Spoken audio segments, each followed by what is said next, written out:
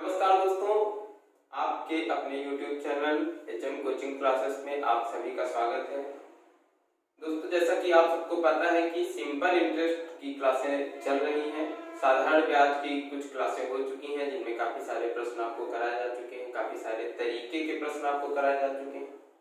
कुछ और प्रश्नों की बात करेंगे। अब इससे आगे धीरे धीरे प्रश्नों का लेवल थोड़ा और अच्छा होता चला जाएगा, तो कुछ और आगे की बात करेंगे। आगे वाले प्रश्न लिए ज्यादा बातें ना करते हुए क्लास को शुरू करते हैं क्वेश्चंस के साथ। देख लीजिए, पहला क्वेश्चन दिया गया है 5% वार्षिक साधारण ब्याज की दर से कितने वर्षों में मूलधन तथा मिश्र धन का अनुपात 5:8 होगा। दर कितनी दी गई है? 5%। मूलधन तथा मिश्र धन का अनुपात 5:8। मूलधन मिश्र धन, इसका जो अनुपात दिया गया है वो दिया गया है 5:8। ये आपको प्रश्न में दिया जा रहा है। रेट आपको दिया जा रहा है, आर आपको दिया जा रहा है 5%। इतनी चीजें आपको प्रश्न में दी गई हैं, ठीक, क्वेश्चन में दी जा रही है। यहां से आपको सिंपली करना क्या है, मूलधन को आपको 100 बनाना है, जिससे कि जो रेट निकल करके आएगा, क्या पूछा जा रहा है,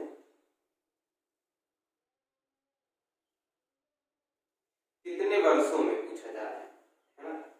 यहां से आपसे पूछा जा रहा है कितने वर्षों में। ये 5% का मतलब होता है कि 100 में 5 का ब्याज मिल रहा है प्रति वर्ष, हर साल। तो जब आप मूलधन को 100 बना लेंगे, ब्याज देख लेंगे कितना मिल रहा है 100 पर, उसी हिसाब से आप निकाल लेंगे कि अगर एक साल में 5 का ब्याज मिल रहा है तो जितना ब्याज यहाँ पर मिल रहा होगा वो कितने वर्षों में मिल रहा है ना। ये आपका मिश्र धन दिया हुआ है, ये आपका मूलधन दिया हुआ है। तो अगर ब्याज आपको निकालना हो तो ब्याज बहुत ही आसानी से निकाल लेंगे। मूलधन 5 था, इसमें मिश्र धन 8 हुआ, यानी ब्याज कितना मिला है? 3। अब आपको मूलधन अगर 100 बनाना है तो इसको 20 से गुणा कर देंगे तो कितना हो जाएगा? 100। अगर आपने इसको 20 से गुणा किया, मूलधन 20 गुना हुआ, तो कल वाली क्लास में आपको मैंने समझाया था कि मूलधन जिस रेशियो में बढ़ेगा या घटेगा, ब्याज भी उसी रेशियो में घटेगा या बढ़ेगा।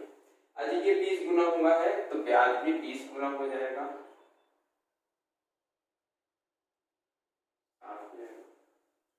इतनी बात समझ में आई। अब देखिए, मूलधन 100 था, इसमें 60 रुपए का ब्याज मिल रहा है। मान लीजिए 100 रुपए मूलधन रहा होगा तो 60 रुपए का ब्याज मिल रहा है। प्रत्येक वर्ष 5 रुपए ब्याज मिलेगा, तो कितने वर्षों में 60 रुपए हो जाएंगे? 12।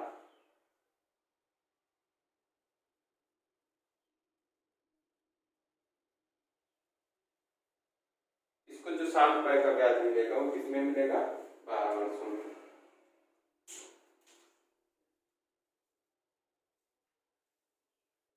ठीक है, देखिए रेट 5% था, मूलधन 5, मिश्र धन 8, यानी ब्याज 3 मिल रहा होगा। इसको 100 बना लिया गया।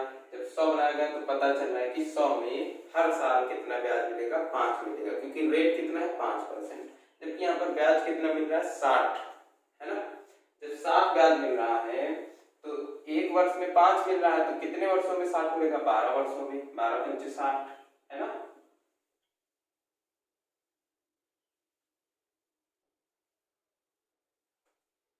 अगला प्रश्न देखते हैं। एक व्यक्ति कुछ निश्चित राशि 8% वार्षिक साधारण ब्याज की दर से 5 वर्ष के लिए और कुछ निश्चित राशि 4% वार्षिक साधारण ब्याज की दर से 12 वर्ष के लिए दो विभिन्न बैंकों में जमा करता है। यदि दोनों बैंक में जमा की गई राशि का अंतर 8,000 रुपए हो और दोनों बैंकों से प्राप्त ब्याज बराबर हो तो जमा की गई राशि ज्ञात करें। दोनों से जो ब्याज की प्राप्ति हो रही है, जो ब्याज प्राप्त हो रहा है वो बराबर हो रहा है। तो इसको आप ऐसे भी कर सकते हैं कि अगर टोटल राशि अगर आप मान लें x + y, क्योंकि 2 भागों में बांट रहे हैं राशि को, तो टोटल राशि कितनी हो जाएगी? x प्लस वाई, उस राशि का एक भाग हो जाएगा x, दूसरा हो जाएगा y, दोनों को जोड़ देंगे तो x प्लस वाई। अब प्रश्न में देखिए दिया जा रहा है कि कुछ निश्चित राशि 8% वार्षिक साधारण ब्याज की दर से, और इसमें यह भी बोला गया है लास्ट में कि दोनों से प्राप्त ब्याज बराबर है, यानी x जो है इसका कुछ भाग होगा तो इसका 8% इसके बराबर है, जो दूसरा भाग है 5 वर्ष के लिए, इसका 8% 5 वर्ष के लिए बराबर किसके है, दूसरी वाली राशि के 4% ब्याज 12 वर्ष के लिए। ये पहली वाली जो इसका पहला भाग है उस राशि का, वो 8% ब्याज की दर से 5 वर्ष के लिए बराबर किसके है, दूसरी वाली जो दूसरा भाग है इसका, उसके 4% ब्याज की दर से 12 वर्ष के बराबर है। ये दोनों क्या निकल गया, इस पार्ट का ब्याज, ये इस पार्ट का ब्याज, ये दोनों ब्याज इसके बराबर है। आपको राशि बतानी है और इन दोनों का अंतर कितना दिया जा रहा है, बैंकों में जमा की गई राशि का अंतर है 8,000 रुपए। अच्छा, ये जो राशि है जो जमा की गई है x प्लस वाई आपको बताना है, जबकि x माइनस वाई आपको क्या दिया जा रहा है, 8,000 रुपए। ये आपका प्रश्न में इतना डाटा दिया गया है। अब देखिए आप यहां से कर क्या सकते हैं, आप यहां से परसेंट है बटे में 100 जाएगा, दोनों कट जाएंगे, यानी आपका ये परसेंट कट जाएगा।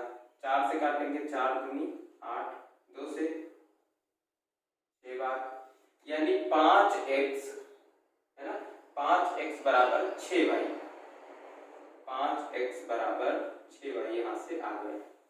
अब यहां से x देखेंगे तो कितना है 6, y देखेंगे तो कितना है 5, ये अनुपात बन गया है, रेशियो बन गया है, x 6 यूनिट के बराबर है, y 5 यूनिट के बराबर है। इनका अंतर कितना दिया गया है 8,000, तो यहाँ पर देखिए इनका अंतर कितना है, 6 5 का अंतर 1 है, ये 1 किसके बराबर है 8,000 की, है ना।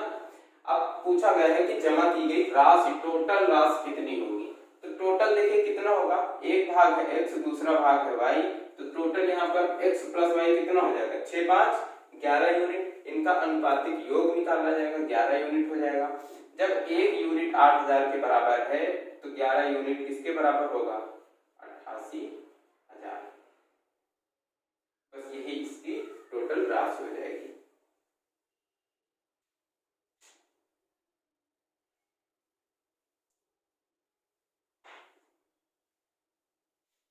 ठीक है,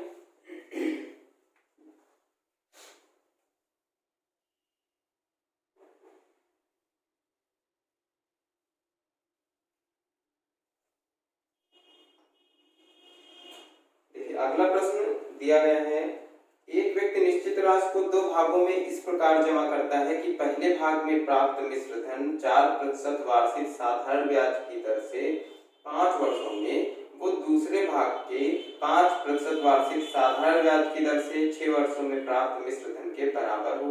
यदि जमा की गई राशि का अंतर 6,000 रुपए है तो निवेश की गई कुल राशि ज्ञात कीजिए। देखिए यहाँ पर जो है वहां पर आपको ब्याज का अंतर दिया जा रहा था ना, यहाँ पर वहां पर आपको बताया जा रहा था कि प्राप्त ब्याज बराबर है, यहाँ पर आपको बताया जा रहा है कि जो इससे मिश्र धन प्राप्त हो रहा है वो बराबर है ना। तो जब मिश्र धन की बात आ रही है तो परसेंट में हमेशा क्या होता है, 100% आप मानते हैं किसी चीज को, उसमें जब मिश्र धन की बात आती है तो उसको जोड़ दिया जाता है। जैसे मान लीजिए 100 राशि रही हो, उसमें 20% का फायदा हो रहा हो तो मिश्र धन कितना हो जाएगा, 20% का ब्याज मिलेगा तो मिश्र धन कितना हो जाएगा 120। मतलब परसेंट में जो परिवर्तन होता है ये इसका ब्याज होता है। अगर 100 में जोड़ दिया जाए वही चीज उसका परसेंट तो वो मिश्र धन हो जाता है ना। इसी तरह से यहाँ पर करेंगे इस प्रश्न को।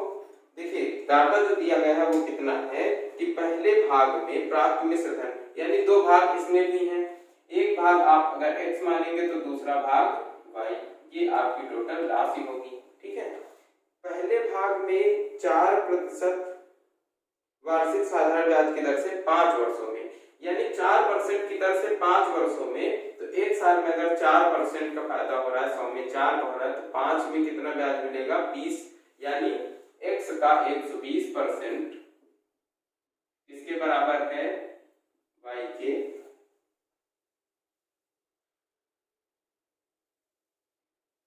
दूसरे भाग के 5% वार्षिक साधारण ब्याज की दर से 6 वर्षों में प्राप्त मिश्र धन। यानी एक साल में 5, तो 6 वर्षों में 6 पंचे 30, यानी 30%, तो कितने के बराबर हो जाएगा? 130 के। ये 130 मिश्र धन होगा, ये 120 अगर परसेंट इसका निकाला जाए, x का 120% निकाला जाए क्योंकि 20% लाभ मिल रहा है, ब्याज मिल रहा है, तो 120 निकाला जाए तो इसका सीधा सीधा मिश्र धन आ जाएगा। इसका भी 30% ब्याज मिल रहा है तो 130% निकाला जाएगा तो इसका भी मिश्र धन आ जाएगा। क्योंकि प्रश्न में दिया गया है कि इससे प्राप्त मिश्र धन और इससे प्राप्त मिश्र धन दोनों बराबर है ना। जमा की गई राशि का अंतर है 8000, दोनों राशियों का अंतर 8000 आपको दिया जा रहा है, यानी x माइनस वाई जो है आपको 8000 प्रश्न में दिया जा रहा है। इतना डाटा आपको प्रश्न में दिया गया है, आपको आगे का निकालना है। देखिए यहां से जब x बराबर x इंटू 120 बराबर y इंटू 130 निकाला, इससे आप निकाल लेंगे रेशियो x बटे y बराबर 13/12। यानी अगर x 13 होगा तो y कितना होगा? 12 होगा। इनके बीच का अंतर देखिए x माइनस वाई अगर वैल्यू रख देंगे तो कितना अंतर आ जाएगा? 1। ये 1 किसके बराबर है? 8000 के बराबर है ना। पूछा क्या जा रहा है कि राशि कितनी होगी, तो राशि देखिए कितनी है टोटल, अगर इनको ऐड किया जाए, यही किसकी राशि है, इन दोनों का अनुपातिक योग जोड़ दिया जाएगा तो 12 13 25, 1 बराबर 1 यूनिट 8000 के बराबर है, तो 25 यूनिट किसके बराबर होगी? 25 अट्ठे 200 000, यानी कितने के बराबर होगी? 2 लाख रुपए। राशि कितनी भी होगी? 2 लाख रुपए।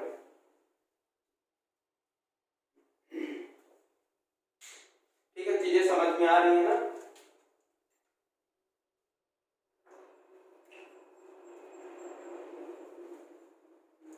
चीजें समझ में आ रही होंगी। और देखिए जहां पर ब्याज आपको बोला जाएगा वहां पर केवल ब्याज निकालेंगे, जहां पर मिश्रधन बोला गया है इसीलिए यहाँ पर इसका मिश्रधन निकाला गया है। मिश्रधन निकालना होगा तो 100 में परसेंट जोड़ दिया जाएगा, तो उसका टोटल जो मिश्रधन होगा 120%। अगर x आधी राशि इसकी जो भी राशि रही होगी एक हिस्सा, उसका 120% निकाला जाएगा, तो इसी राशि पर जो मिश्रधन बनेगा वो निकल आएगा। इसमें इसी तरह से इसमें भी निकल आएगा। दोनों से हम रेशियो निकालेंगे, इनका अनुपात निकालेंगे और इनके बीच का अंतर हमको 8000 दिया गया है, तो अंतर हमने निकाल लिया। देखिए 8000 आ गया। अब टोटल योग पूछा जा रहा है तो योग करके देख लिया, 25 हो रहा है, तो 25 बराबर कितना होगा? जब 1 यूनिट की वैल्यू आ गई तो 25 यूनिट की वैल्यू आराम से निकाल लेंगे वहां से। ठीक है, चलिए ऐसे ही अगला प्रश्न देखते हैं।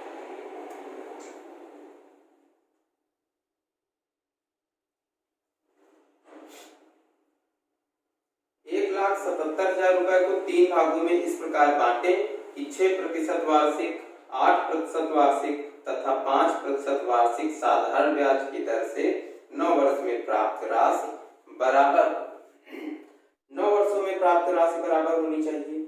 यानी 6% वार्षिक की दर से, 8% वार्षिक दर से, 5% वार्षिक दर से। जब 6% वार्षिक होगा तो 9 वर्षों में कितना हो जाएगा? 54%, है ना। जब 8% वार्षिक होगा तो 9 वर्षों में कितना हो जाएगा? 72%।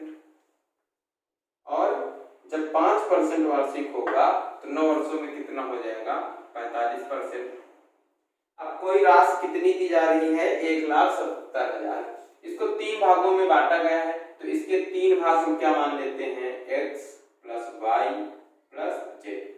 ये क्या हो गया? कितना हो गया है? 1,77,000। हमने राशि को कुछ इस प्रकार मान लिया, उसको 3 भागों में बांट लिया, क्योंकि तीनों भाग बराबर नहीं है, अलग अलग है, तो इनको मान लिया गया है x y z और 1,77,000 टोटल इनका योग तीनों का, है ना।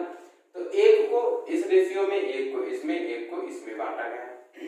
देखिए आप यहाँ अपने मन से सोच सकते थे कि जब सब में 9 वर्ष 9 वर्ष 9 वर्ष बराबर है तो उस 9 वर्ष को यहाँ पर लिखने की जरूरत भी नहीं थी, लेकिन फिर भी आपने लिखा।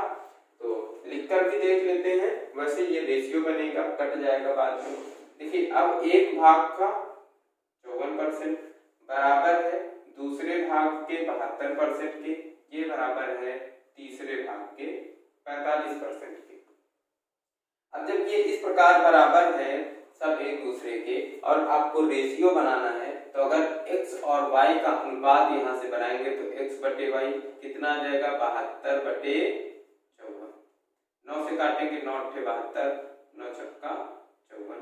अब ये देखिए 2 से फिर से कट जाएगा, 2 चौको 8, 2 तिया 6, यानी x और y का अनुपात जो बना है वो कितना बना है 4:3, है ना। इसको इधर लिख लेते हैं। और y और z का रेशियो बनाएंगे तो कितना बनेगा y बटे z बराबर, ये 72 इधर आ जाएगा तो 45 बटे 72, 9 पंचे 45, 9 अट्ठे 72। y और z का रेशियो कितना बना 5 और 8। यहाँ से आप y y दोनों में बराबर कर लीजिए, या फिर जो अनुपात समानुपात का रूल है वैसे आप बना लीजिए। x y z आपको रेशियो बनाना है। जब x y z का रेशियो बनाएंगे तो 4 3, y और z कितना है 5 8। यहाँ से आप बना लेंगे 8 त्रिका 24, 5 तिया 15, 4 पंचे 20। ये रेशियो बन गया है 20, 15 और 24। अब आपसे पूछा क्या जा रहा है कि तीनों राशि प्राप्त राशि मतलब जो तीनों जमा की गई राशियां थी वो ये थी x y और z।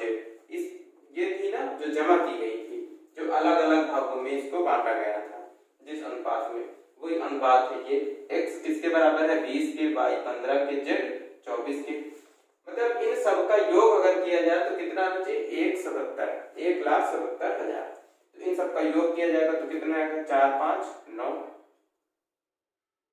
यहाँ पर लिख लेते हैं 9 2 1 3 2 5, 59 यूनिट बराबर किसके है 1,77,000। यहाँ से 1 यूनिट का मान निकलेगा, 3 बार जाएगा, 9 त्रिक 27, 3 पच्ची 15, 15 2 17, 1 यूनिट बराबर 3,000, है ना। ठीक है, इतना समझ में आ गया ना। अब देखिए ये 20 यूनिट, अगर x का मान निकालना है तो 20 यूनिट, ये 20 यूनिट किसके बराबर होगा 20 या 60, यानी x बराबर कितने के हो जाएगा 60,000। y बराबर 15, 15 या 45, यानी 45,000। z बराबर 24 है, 3,000 से इसको गुणा करेंगे तो 3 चौको 12, 3 दूनी 6, 7 72,000। बस यही आपका उत्तर हो जाएगा। ठीक है,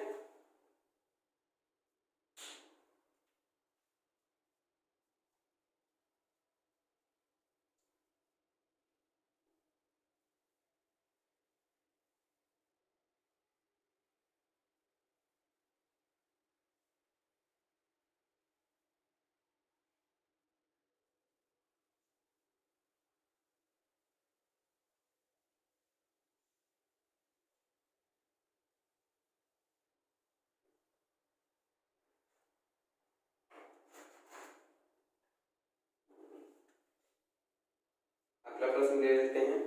देखिए अगला प्रश्न जो है दिया गया है, एक व्यक्ति 2,14,000 रुपए 3 अलग अलग बैंकों में जमा करता है। बैंकों की तरफ से दिए गए साधारण ब्याज की दर क्रमशः 5%, 11% और 17% है। यदि 4 वर्ष के बाद तीनों बैंकों से प्राप्त मिश्र धन बराबर हो तो बैंकों में जमा राशि ज्ञात करें। यहाँ पर देखिए मिश्र धन की बात करी जा रही है कि जो मिश्र धन प्राप्त हो रहा है वो बराबर हो तो प्रत्येक बैंकों में जमा राशि ज्ञात करें। अब देखिए यहाँ पर मिश्र धन की बात करी गई है तो पहले तो 3 भागों में बांटा जा रहा है, तो 3 भाग वैसे ही मान लेंगे x, y और z। राशि टोटल कितनी है 2,14,000। ठीक है, अब अगर x को 5% की दर से 4 वर्ष में मिश्र धन प्राप्त होगा, एक साल में 5 रुपए या 5 4 साल में कितना 20, तो मिश्र धन कितना प्राप्त होगा, x का 120 निकाल लेंगे, ये क्या हो जाएगा, इसका मिश्र धन हो जाएगा। ये बराबर किसके है, y के 11% की दर से 4 वर्ष में, यानी 11 चौको 44, तो 144 y का 144%, ये y का मिश्र धन हो जाएगा, बराबर किसके है, z का 17%, यानी 17 चौको 68, यानी 168, z के 168% के बराबर। इतना क्लियर हुआ। 68%, 168% तीनों का मिश्र धन बराबर है। प्रत्येक बैंक में जमा राशि ज्ञात कीजिए। देखो इसको करने का आसान तरीका क्या है, जब आपको ऐसे दिया गया है तो आप देखेंगे कि ये किससे कट रहा है, इसको काट दिया जाएगा, है ना। तो ये 12 से देखिए कट जाएगा, 12 10 बार जाएगा, 12 बार जाएगा, 12 एक कम 12, 12 चौको 48, एक बार 2 से और कट जाएगा, 2 पंचे 10, 2 छक्का 12, 2 छक्के 14। ठीक, तो ये है x का, ये है बराबर y, ये बराबर z का 7, है ना। x का 5 गुना बराबर है y के 6 गुने के, बराबर है z के 7 गुने के। अनुपात समानुपात की क्लास जब होगी तब आप इसको और बेहतर तरीके से समझ पाएंगे। सिंपली करना क्या होता है कि इन सबका एलसीएम ले लीजिए, कितना आएगा, 42, 42 पंचे 42 को 5 से गुणा कर दीजिए, 5 दूनी 10, 5 चौको 20, 21, 210, 210 आ गया है। अब इसको 5 से भाग करिए, जितना आएगा वो इसका रेशियो हो जाएगा, है ना। इसको 5 से भाग करिए, कितना आएगा, 5 चौको 20, 42, इसको 6 से भाग करिए, कितना आएगा, 36 का 18, 6 पंचे 30, इसको जेड का रेशियो बनाना है 7, 7 3 का 21, है ना। तो रेशियो कितना आ गया है, 42, 35, 30। ये x की वैल्यू है, ये x का अनुपात है, ये y का है और ये z का है। अब x plus y plus z आपको दिया जा रहा है 2,14,000।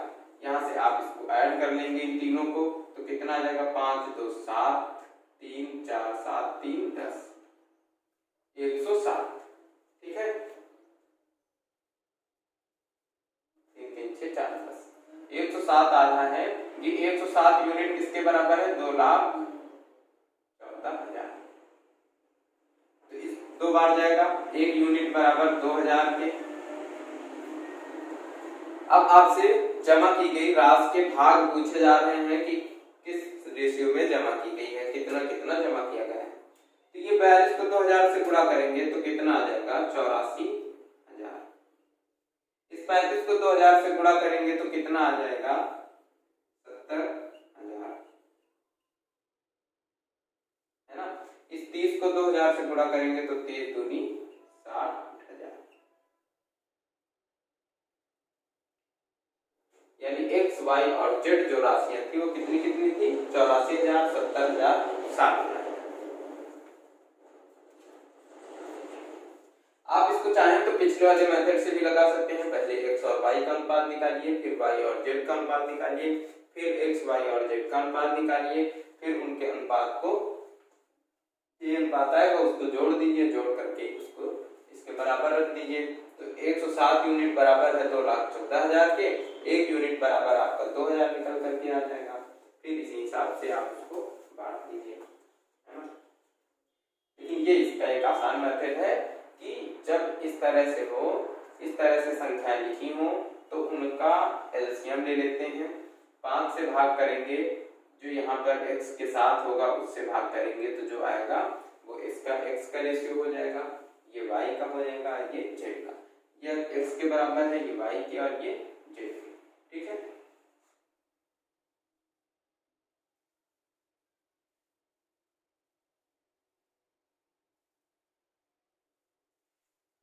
रामलाल ने अपनी वसीयत में 4,50,000 रुपए अपने 2 सुपुत्र जो कि वर्तमान में 13 और 6 वर्ष के हैं उनके नाम से छोड़ा। बैंक के द्वारा ऑफर की गई साधारण ब्याज की दर 8% वार्षिक 6 वर्ष से कम के लिए और 6 वर्ष से ज्यादा के लिए 5% वार्षिक हो। बैंक में राशि इस प्रकार जमा कराई गई कि जब वो 18 वर्ष के हों तब दोनों को बराबर राशि प्राप्त हो। वर्तमान जमा राशि ज्ञात करें। देखिए 4,50,000 रुपए हैं, ठीक है टोटल। तो एक उसमें एक को x मान लीजिए जमा कराया जा रहा है, दूसरे को y जमा कराया जा रहा है। तो x प्लस y कितना है 4,50,000।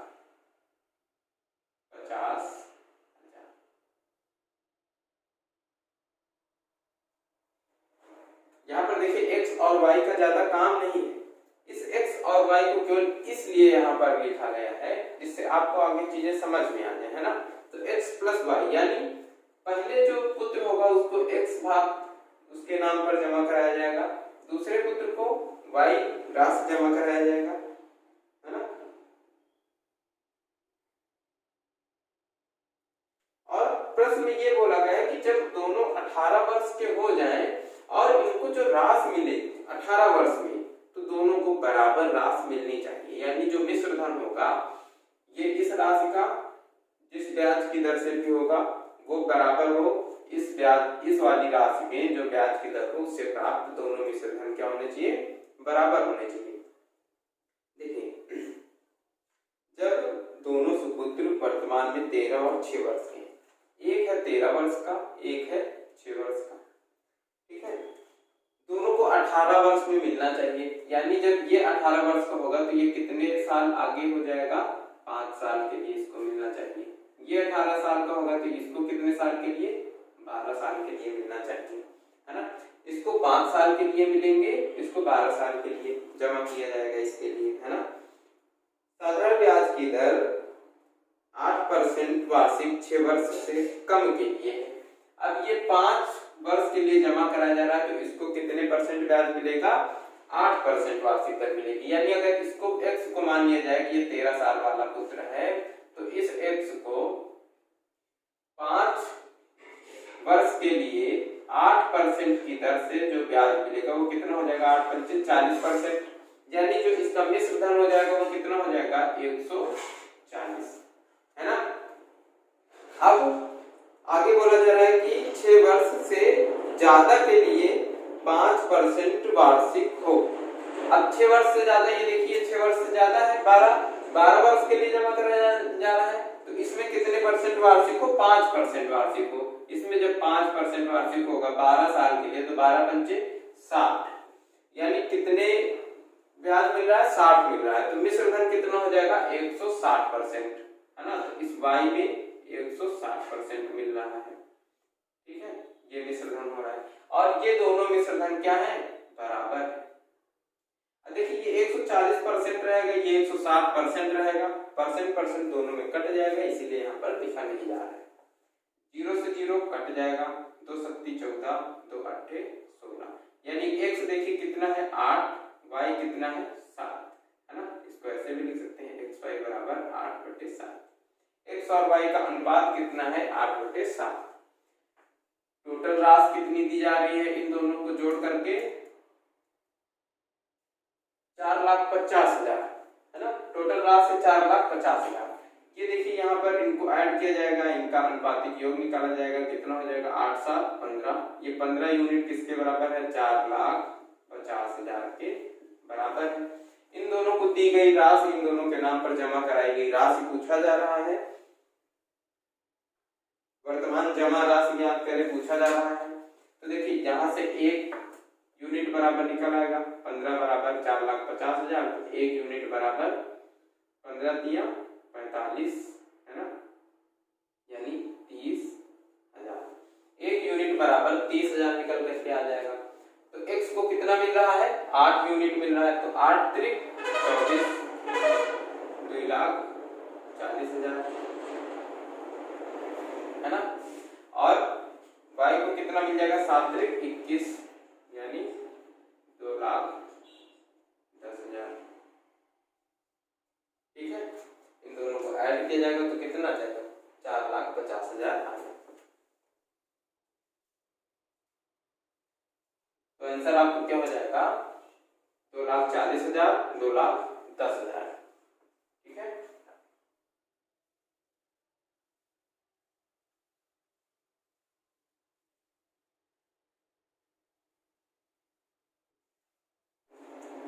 देखिए एक बढ़िया अच्छा प्रश्न आया है।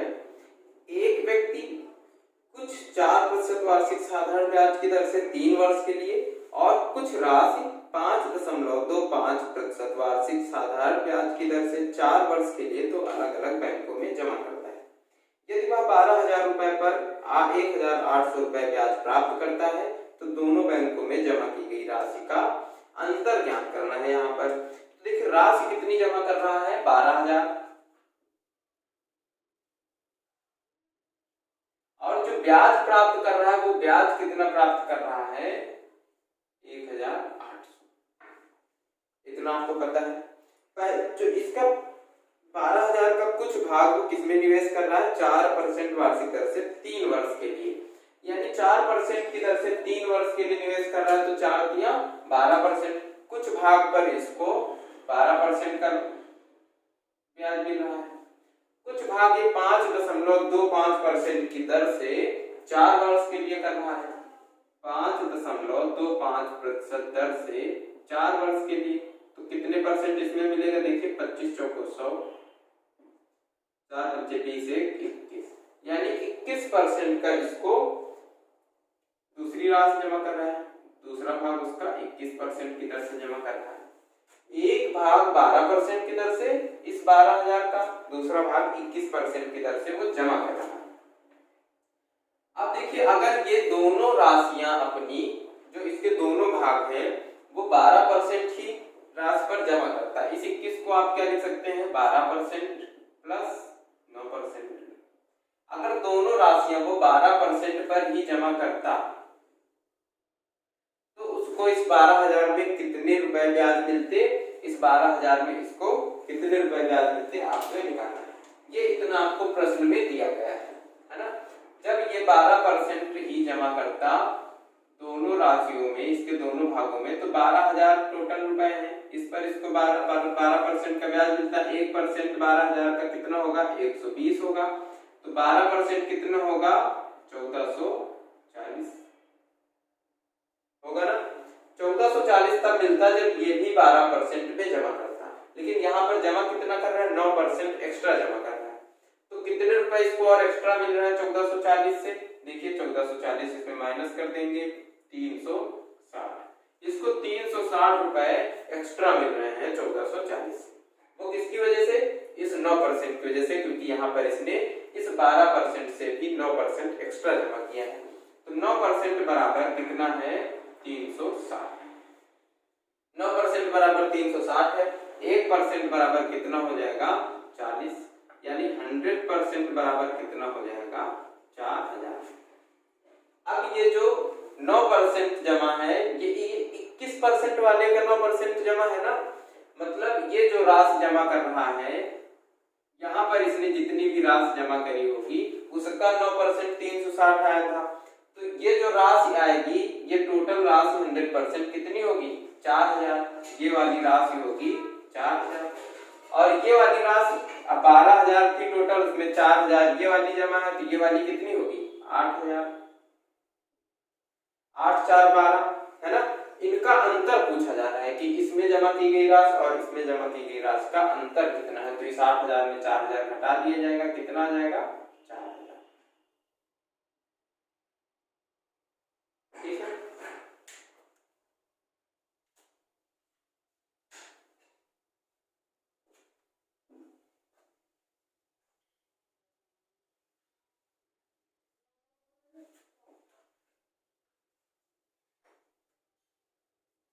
देखिए अगला प्रश्न देखते हैं। अगला प्रश्न देखिए दिया गया है, एक व्यक्ति दो व्यापार में 3:5 से निवेश करता है। वह पहले निवेश से 5% वार्षिक और दूसरे निवेश से 4% वार्षिक साधारण ब्याज प्राप्त करता है। उसे कुल 7,000 रुपए लाभ के तौर पर प्राप्त होते हैं। उसके द्वारा निवेश की गई राशि ज्ञात करें।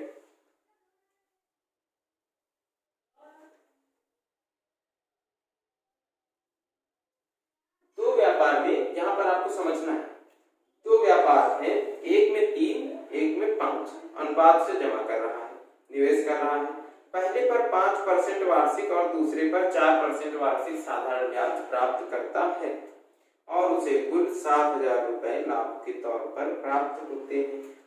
उसके द्वारा निवेश की गई राशि बतानी है आपको।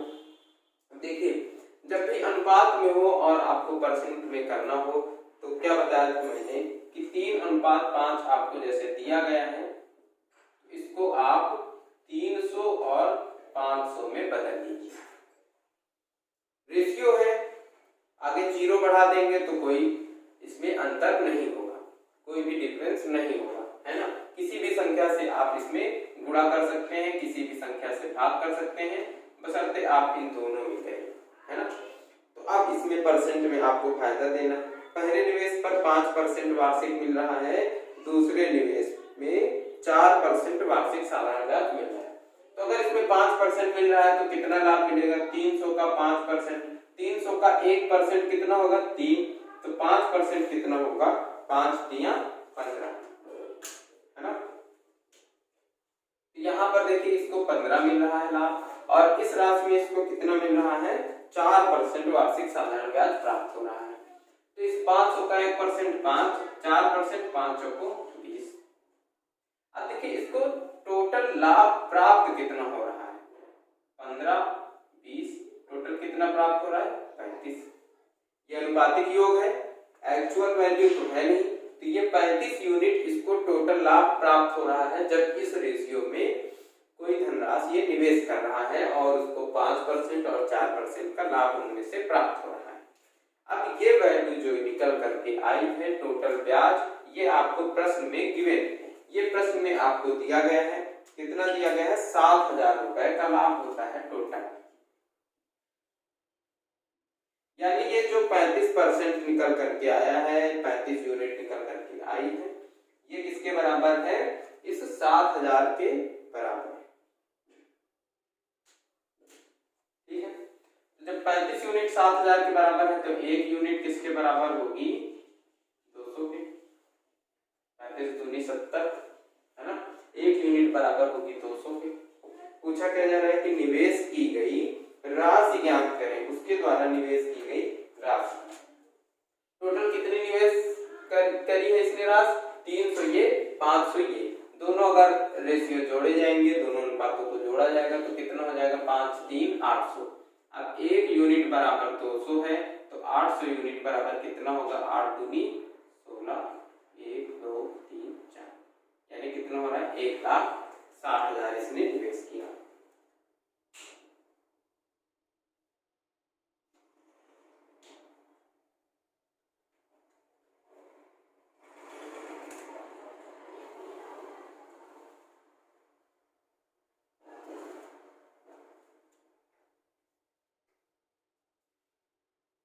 चलो आ जाओ, अगला प्रश्न देखेंगे। अब एक व्यक्ति अपनी कुल राशि का 1/3 हिस्सा 3% वार्षिक और शेष राशि का 3/4 हिस्सा 5% वार्षिक और शेष राशि को 9% वार्षिक साधारण ब्याज की दर से निवेश करता है।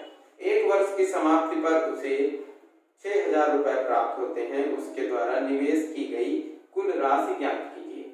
आपको टोटल राशि निकालनी है जितनी निवेश की गई, है ना। 1/3 हिस्सा 3% की दर से, शेष राशि, तो शेष राशि कितनी बची होगी? 2/3। यहाँ पर देखिए आप अगर कुछ चीजें मान के करेंगे तो ज्यादा आसान हो जाएगा। अब देखिए लेकिन मानेंगे कैसे? जैसे यहाँ पर बोला गया कि 1/3 हिस्सा कुछ परसेंट पर ये निवेश कर रहा है, उसके बाद जो शेष राशि बची है उसका 3/4 हिस्सा, तो शेष राशि कितनी बची होगी? 2/3। जब 1/3 पहले है, अब बचा कितना होगा? शेष राशि 2/3, इसको 1 में घटा दिया जाएगा, 2/3 आ जाएगा। शेष राशि बची है 2/3, इसका 3/4 हिस्सा, तो इसका अगर 3/4 हिस्सा निकाला जाए तो कितना आ जाएगा? 2, 3, 3 कट जाएगा, यानी कितना आ जाएगा? 1/2। अब पहले 1/3 हिस्सा, फिर 1/2 हिस्सा, है ना।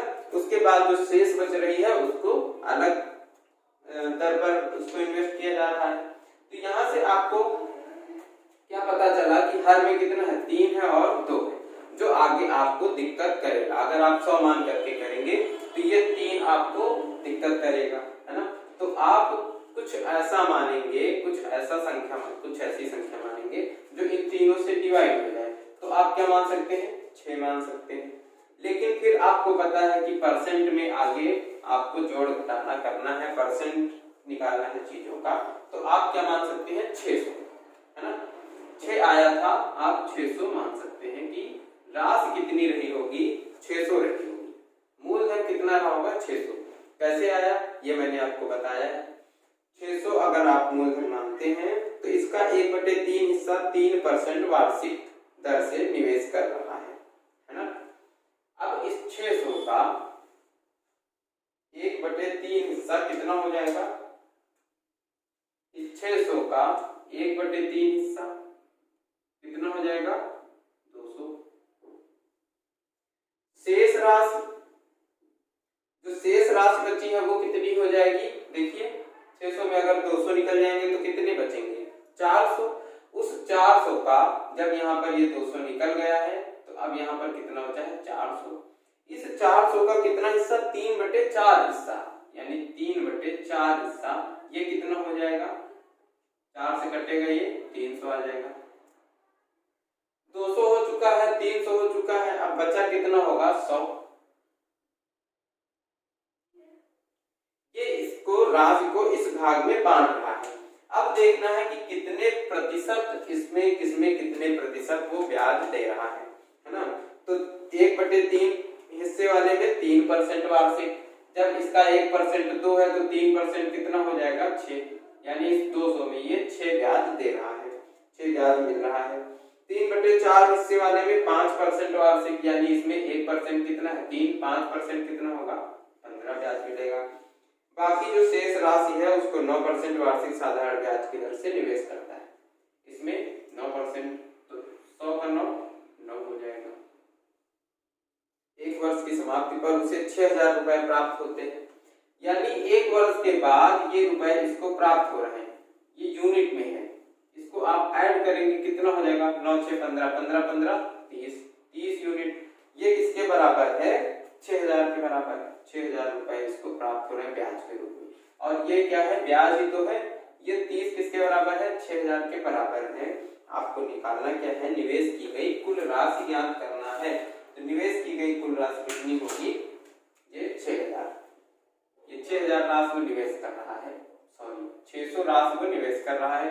तो 30 बराबर है 6000 के, 600 बराबर कितने के होगा, इसको देखिए 20 से गुणा किया गया है, 20 गुना किया गया है, 2 3 6, इसको भी 20 गुना कर दिया जाएगा तो 12 1 2 3 4, यानी कितना हो रहा है, 1,20,000। तो उसने टोटल कितनी राशि जमा की होगी, 1,20,000।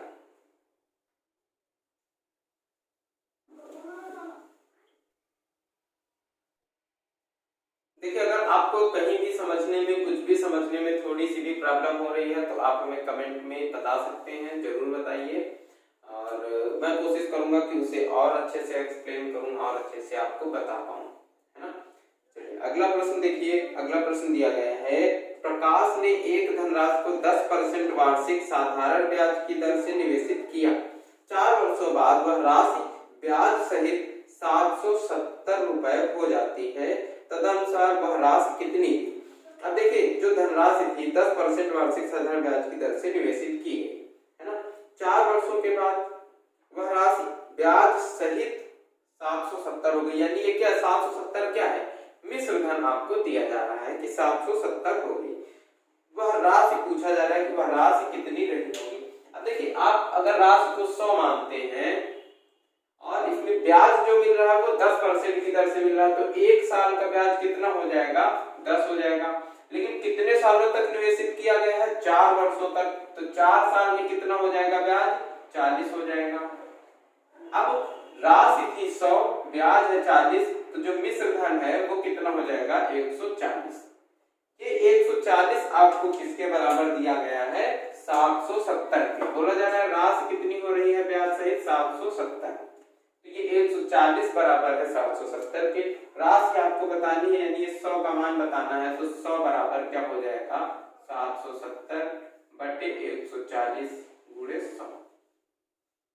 इसको आप काट देंगे, 14 पंचे 70, 14 पंचे 70, यानी राशि कितनी हो जाएगी, 550 रुपए। क्लियर।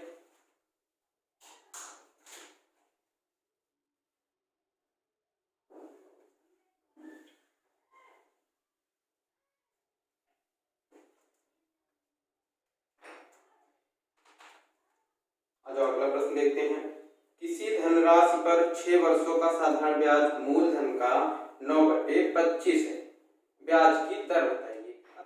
देखिए प्रश्न में आपको बोला जा रहा है कि 9/25 हो रही है मूलधन का, जो ब्याज है वो मूलधन का 9/25 है, यानी ब्याज आपका कितना है 9 और मूलधन कितना है 25।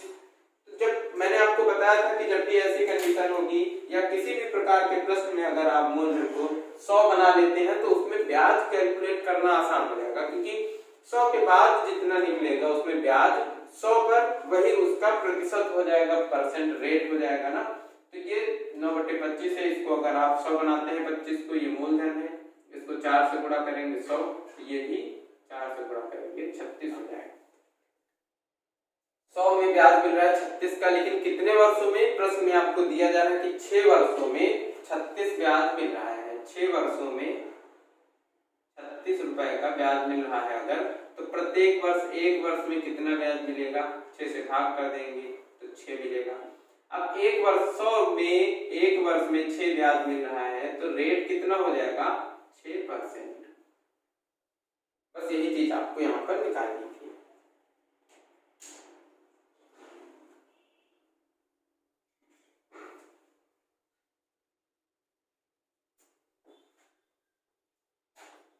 अगला प्रश्न देख लेते हैं।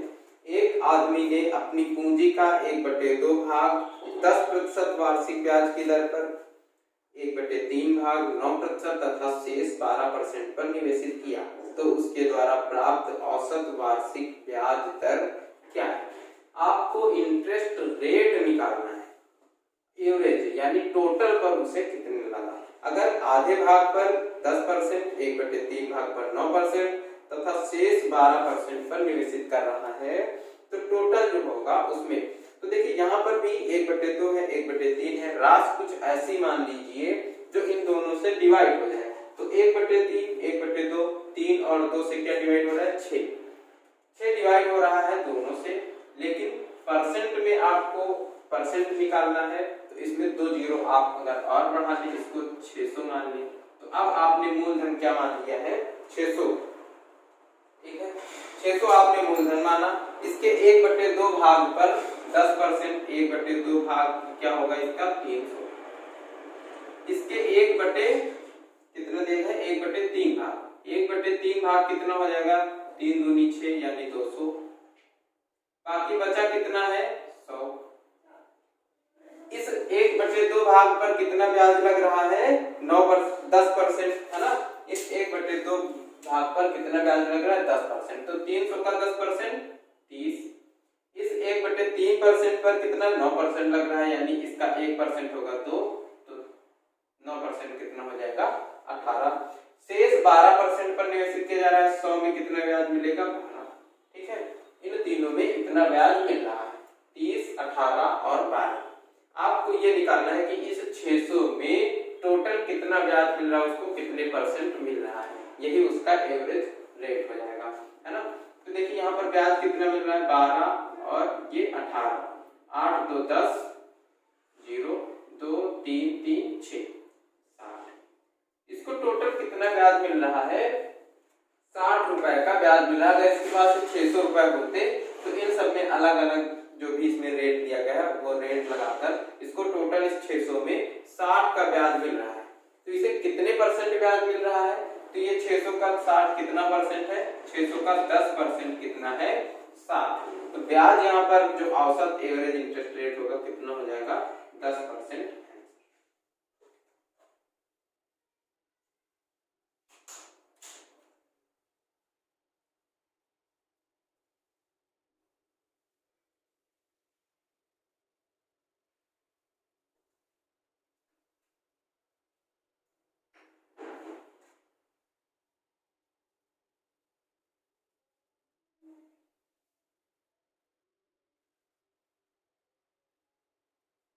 अगला प्रश्न देखते हैं। देख दिया गया है कि कोई धनराशि साधारण ब्याज की किसी दर पर 2 वर्ष के लिए निवेशित की जाती है। यदि निवेश 1% ज्यादा ब्याज दर पर किया जाए तो उसे 24 रुपए अधिक ब्याज मिलता है। तो धनराशि बताएं। देखिए यहाँ पर हो क्या रहा है कि बोला जा रहा है कि 2 वर्ष के लिए निवेश किया जा रहा है, लेकिन अगर निवेश पर 1% ब्याज ज्यादा मिलता है तो उसे 24 रुपए ज्यादा प्राप्त होते हैं। अब देखिए 1% अगर निवेश उसे ज्यादा मिल रहा है, पहले किसी रेट पर वो जमा कर रहा होगा तो कुछ ब्याज उसको मिल रहा होगा। 1% ब्याज जैसे ही बढ़ा तो 2 वर्षों में कितने परसेंट ब्याज बढ़ जाएगा? 2%। जब 2% उसका ब्याज बढ़ा तो रुपए में उसको कितने रुपए बढ़े? 24 रुपए। यानी ये जो 2% इंटरेस्ट होगा ये 24 रुपए के बराबर हो जाएगा। यही चीज आपको यहाँ पर समझनी है। 1% हर साल 1 बढ़ रहा है, तो जब 1 ब्याज बढ़ा तो रुपए में कितना बढ़ा? 1 साल में 12 बढ़ा होगा, 2 साल में 2% ब्याज तो 24 बढ़ रहा है ना। अब 2% ये जो है ये 24 के बराबर है। आपसे पूछा क्या जा रहा है? पूछा जा रहा है कि धनराशि बताएं। तो धनराशि कितनी होगी? मूलधन हमेशा कितना होगा? क्योंकि ब्याज हमेशा किस पे निकाला जाता है? मूलधन पर। अब जब ब्याज 2% है तो मूलधन कितना होगा? 100%। इसी का तो 2% 24 है, क्योंकि मूलधन पर ही तो ब्याज निकाला जाता है। अब इसका 100% कितना होगा? इसको देखिए 50 गुना किया गया है, 100 हो गए हैं, इसको भी 50 गुना कर दीजिए। 5 चौको 20, 5 दूनी 10, तो 12। यानी जो मूलधन रहा होगा, राशि रही होगी, कितनी रही होगी? 1200 रुपए। ठीक है।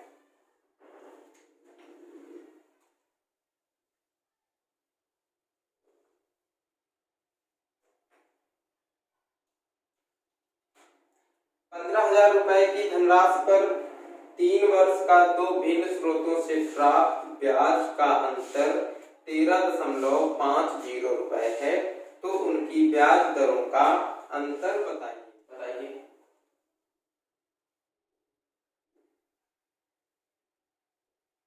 देख लीजिए 1500 रुपए की धनराशि पर 3 वर्ष का, देखिए जब आपके पास 1500 रुपए है, 3 वर्ष में ब्याज का अंतर कितना दिया जा रहा है? 3 वर्ष में ब्याज का जो अंतर दिया जा रहा है वो कितना दिया जा रहा है?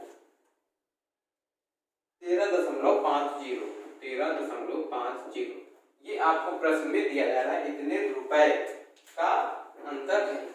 अब 1 वर्ष में अगर इनके ब्याज का अंतर देखा जाए, जो इनका ब्याज होगा उसका अंतर 1 वर्ष का देखा जाए तो 1 वर्ष का कितना होगा?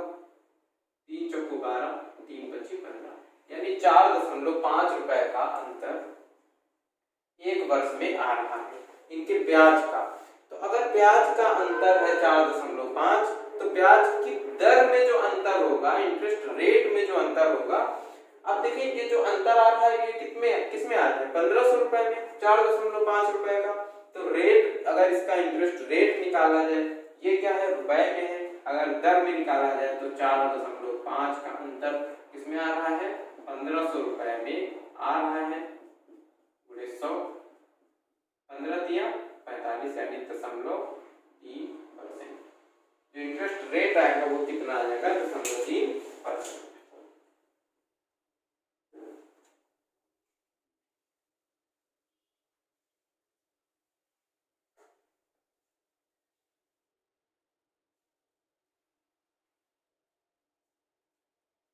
एक प्रश्न आप लोग होमवर्क के लिए लिख लीजिए। 1750 रुपए की राशि 2 भागों में इस प्रकार विभाजित की जाती है कि पहले भाग पर 8% की दर वार्षिक साधारण ब्याज और दूसरे भाग पर 6% की दर से वार्षिक साधारण ब्याज बराबर है, तब प्रत्येक भाग पर ब्याज ज्ञात कीजिए। दोनों राशियों पर, जो दोनों भाग हैं उस राशि के, दोनों पर ब्याज बराबर है, तो दोनों का ब्याज आपको निकालना है।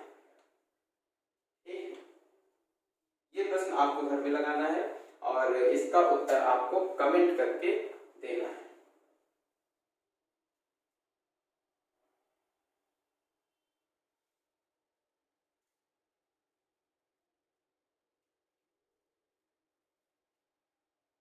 अगला प्रश्न देखिए, 10,000 रुपए की राशि का कुछ भाग 8% की ब्याज दर से तथा शेष भाग 10% की दर से उधार दिया गया है। यदि उसकी औसत वार्षिक ब्याज दर 9.2% हो, दोनों भाग होंगे। देखिए जब इस तरह का प्रश्न आए, ये आपको मिक्सचर एंड एलिगेशन से भी आ जाएगा बहुत आसानी के साथ, है ना। इसमें कुछ करना नहीं है। देखिए कुछ भाग 8% की दर से दिया जा रहा है और कुछ भाग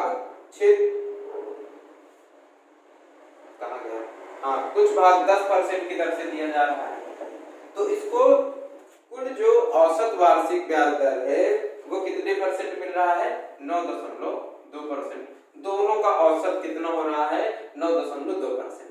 जब इस तरह के प्रश्न है जिसमें कुछ भाग 8% में, कुछ भाग 10% में, दोनों का औसत एवरेज दिया जा रहा है, कुछ 9.2% आपको दिया गया है ना।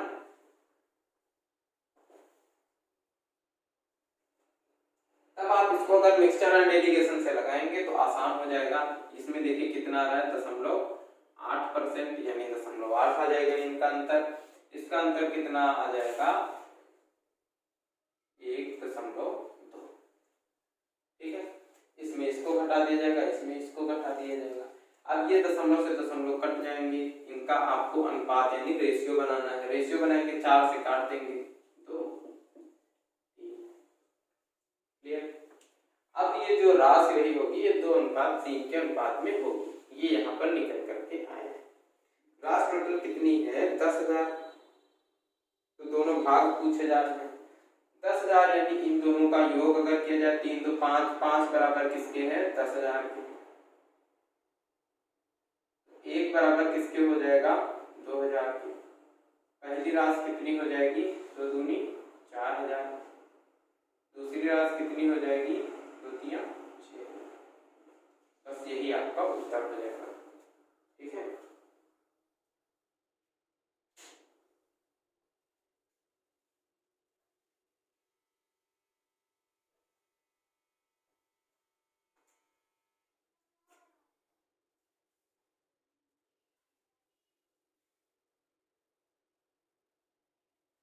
आज का लास्ट प्रश्न लिख लीजिए।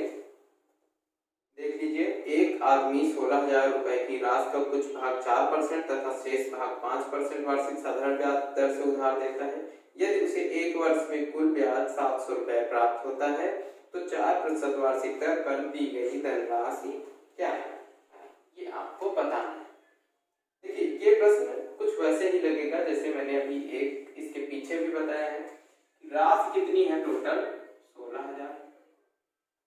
ठीक है, अब इसका कुछ भाग 4% की दर पर दिया गया, कुछ दिया गया है 5% की दर पर, है ना।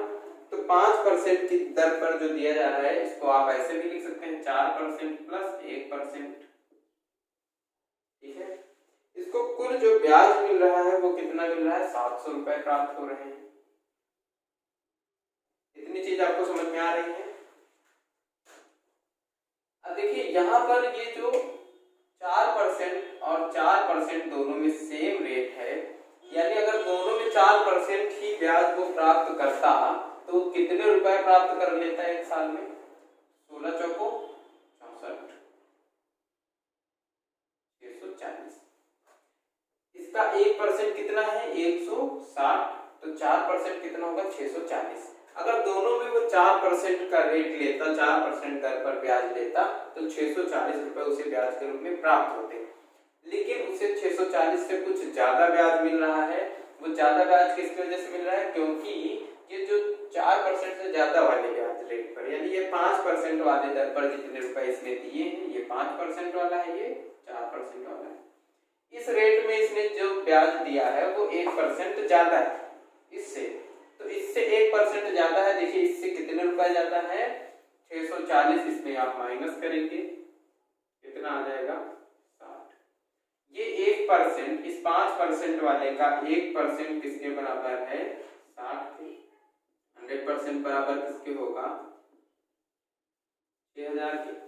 मतलब ये जो 5% वाली राशि है ये कितनी होगी? 6,000। तो ये 4% वाली राशि कितनी हो जाएगी? 1,000। और आपसे प्रश्न में पूछा क्या गया है? 10,000। आपसे प्रश्न में पूछा क्या गया है कि 4% की दर पर कितनी राशि उसने निवेश की। तो कितनी राशि निवेश की? 10,000। ठीक है, इसको आप ऐसे भी कर सकते हैं इसको आप ऐसे भी कर सकते हैं, अगर आप x मान के कर रहे हैं तो ऐसे कर सकते हैं कि एक राशि 4% की दर से पूछा गया है, तो मान लीजिए कि x को उसने 4% की दर पर निवेशित किया है ना, तो 4% की दर यानी x का 4%, ठीक है, प्लस ये टोटल राशि है 16,000, तो जो शेष राशि बची होगी वो कितनी होगी, 16,000 माइनस x, इसको कितने परसेंट पर, 5% पर इसने निवेशित किया, तो ये परसेंट हटा के बटे में 100 लगेगा। अब ये निकल कर आ गया है x वाली राशि को 4% की दर पर, यानी इसका 4% जितना ब्याज होगा, शेष राशि का 5% जितना ब्याज होगा, ये किसके बराबर हो जाएगा, 700 रुपए का, ठीक है। अब ये 100 दोनों में एलसीएम लेके उधर भेज दिया जाएगा, तो ये 4x प्लस 16 पंचे 80, 1 2 3 माइनस 5x बराबर ये कितना हो जाएगा, 70,000। ये यहाँ पर 80,000 है, ये 70,000 है, ये 70,000 इधर आ जाएगा तो कितना हो जाएगा, 10,000, ठीक है।